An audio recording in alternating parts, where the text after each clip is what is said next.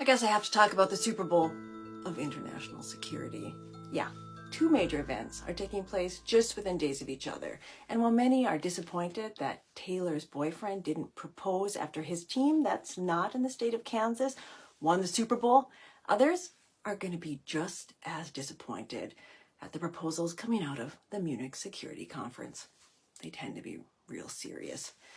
Yeah, that's right. I opened with American football and did a hard pivot to the annual event in southern Germany that brings together experts in international security and diplomacy, heads of state, defense ministers, and they bring them all to a conference where traditionally the most pressing global security challenges are on the agenda. And Munich has set the tone for global security strategies that last for years. Back in 2007, Vladimir Putin pretty much told everyone that the post-Cold War honeymoon was over. Nobody really took him seriously until February 2022, when people went back and looked at that speech and wished they had taken it more seriously.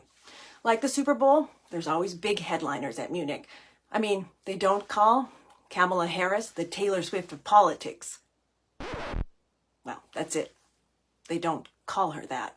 But it's always good when high-ranking U.S. officials show up at the MSC, especially while most European countries are trying to come up with some plan, as Donald Trump reportedly made comments about encouraging Russia to attack NATO countries. And no, nobody pays $5 million for a commercial at the Munich Security Conference. But major military manufacturers and suppliers are always at MSC, often having organized side events that are kind of like tailgate parties, but they don't give out free samples. But what they do is build relationships that will be important as countries are upping their military spending. The Super Bowl is the top of American sports. The Munich Security Conference brings the top players in security policy.